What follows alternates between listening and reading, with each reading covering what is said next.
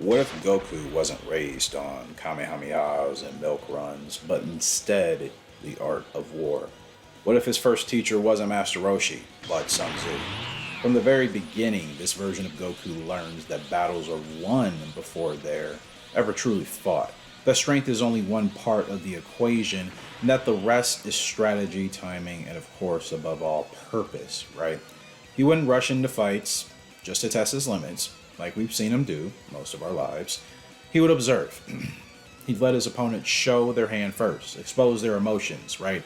He'd fight when the conditions were right, not when his pride demanded it, which again is something we've seen from him most of our lives. Goku would move like a tactician and not like a brawler. Now, that's not to say that Goku would just be purely passive. He would still fight again, but he would never waste energy, never make unnecessary moves. Victory would have to be clean, efficient, and minimal, in my opinion.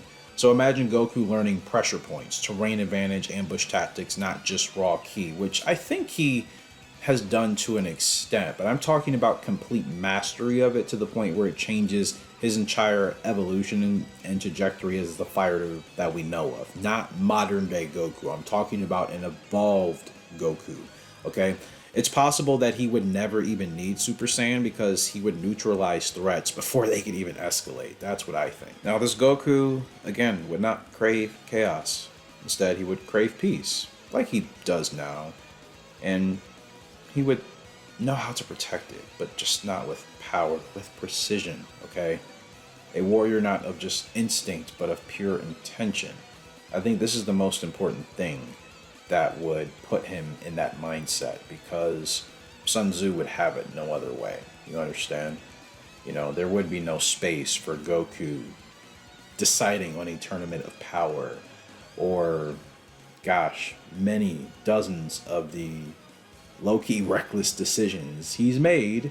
And because of his strength and because of that desire, yes, he has been able to effectively help his universe, his world, right? But that has come at a significant cost, and not just to his life several times, but also sometimes the lives of his friends and others. So I think it's important to remember that Goku and his character and where he's at now, it is a clear reflection of his environment, his upbringing. I think being hit on the head, yes, changed his trajectory from wanting to obviously possibly hurt life to protect it. That is obviously a big swing, but I think it's a lot of just what he encountered, who he grew up with, what he saw, and how he began to learn about this world that, for let's say what it was, completely foreign to him, quite literally. He was in a space ball and he flew through space to end up on this new planet with all these weird creatures, aka us, okay? Like, yeah, some things are going to be a little bit strange to you, right? So I think that's very important to remember, that Sun Tzu teaches Goku about so many things. His entire character changes in how he acts. And to me, I think we see a completely cool version of him. I don't know if you are thinking about an anime character that you would compare him to, that you would say would be a close resemblance. But it'd be interesting to see at a later stage in his life if they ever were to do it in the manga. That'd be cool to see. Feel free and let me know your thoughts on this, wanting to go further or touch on any topics related. This is Kaioken Striker. Hope you all have a great day as always. And remember, stay strong, stay resilient. Right there with you.